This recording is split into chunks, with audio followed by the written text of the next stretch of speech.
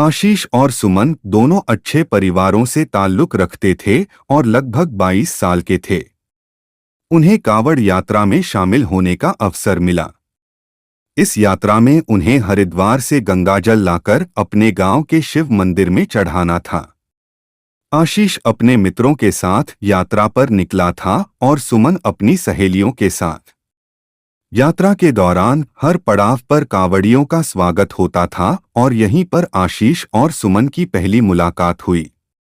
वे एक दूसरे से अजनबी थे, परंतु यात्रा के दौरान उनकी बातचीत शुरू हो गई। सुमन को गंगा के किनारे चलते हुए ठंड लग रही थी, तभी आशीष ने उसे अपना शॉल दिया।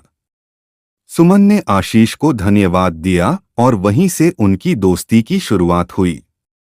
उन्होंने मिलकर यात्रा के कठिन रास्तों को पार किया, एक दूसरे की मदद की और आपसी समझ बढ़ती गई।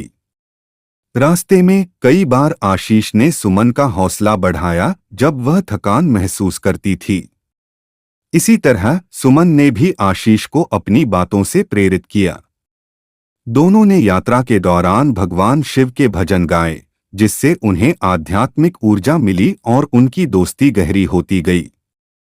जब वे हरिद्वार पहुंचे और गंगाजल लेने के लिए गंगा नदी में उतरे तो दोनों ने महसूस किया कि उनकी दोस्ती कुछ और गहरी हो गई है।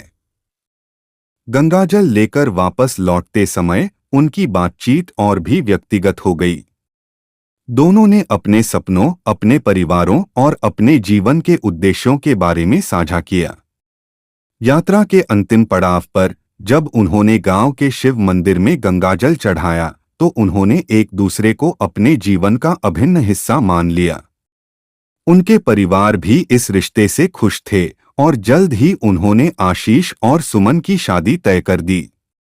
कांवड़ यात्रा, जो एक धार्मिक और आध्यात्मिक यात्रा थी, ने आशीष और सुमन के जीवन को नया मोड़ दे दिया। वे अब सिर्फ अच्छे दोस्त नहीं बल्कि जीवनसाथी बन गए थे। उन्होंने भगवान शिव का धन्यवाद किया जिन्होंने उन्हें मिलाया और एक नई जीवन यात्रा की शुरुआत की। इस प्रकार एक अनजान सफर की शुरुआत ने आशीष और सुमन को जीवन भर का साथी बना दिया।